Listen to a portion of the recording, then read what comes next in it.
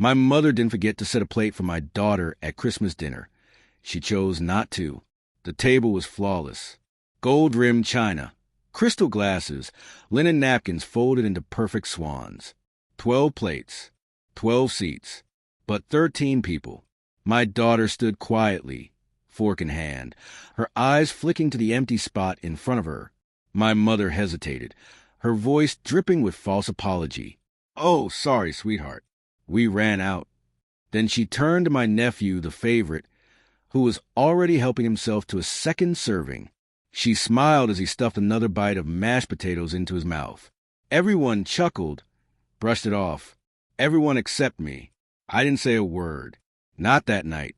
But that's when the plan began to form. You have to understand something about my mother. She's not openly cruel. She's strategic. When I was growing up, she never raised a hand. Her punishments were quieter, more refined. The kind that left no marks, only invisible bruises on your spirit. My sister was a reflection, bright, obedient, effortlessly adored. I was a background noise, easy to overlook. When my daughter was born, I thought maybe motherhood would soften her, thaw that cold, deliberate distance. It didn't. She just found a smaller version of me to neglect. Last year, I promised myself we wouldn't go to Christmas dinner, but my mother pleaded. "It's tradition," she said. "Don't make things awkward." So I gave in.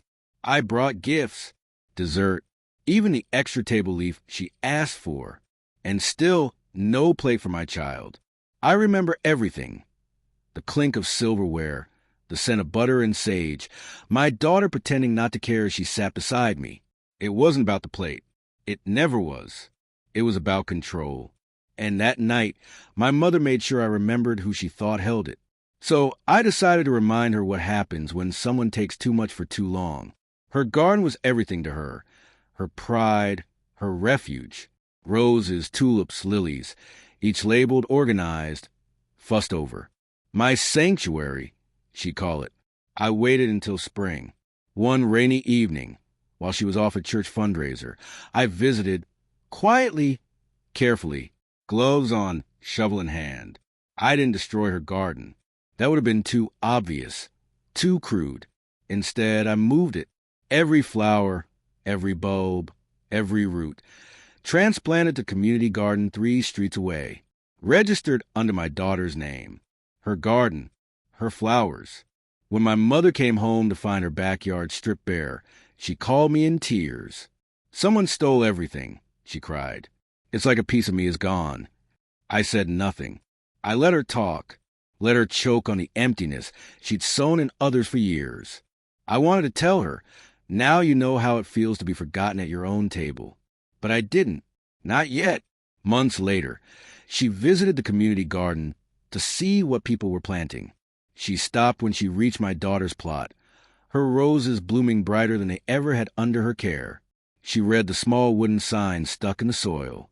Nana's garden, replanted with love. I watched from my car across the street as she reached out, trembling, touching the petals. She looked around, scanning the street like she could sense me watching. She was right. That summer, she invited us to dinner again, a do-over, she called it. When we arrived, there were 3 plates set on the table. Mine, my daughter's, hers. No golden grandchild, no sister, just us. She didn't apologize. But the silence in that kitchen felt sacred, thick with understanding. We ate quietly. My mother watched my daughter closely. How she laughed, how she smiled, how she carefully used her fork for every bite. When dessert came, my mother slid a plate toward her and said softly, "This one's for you." I never told her about the garden. I didn't have to. She tends to that same plot now, beside my daughter, pretending it was her idea all along. And that's fine, because every time she waters those flowers, she's nurturing what she once ignored. Each bloom is a quiet reminder. I didn't yell, I didn't fight. I simply took what she treasured and gave it to the one she forgot. Revenge doesn't always come with fire or fury. Sometimes it looks like a garden. Sometimes it looks like justice in full bloom.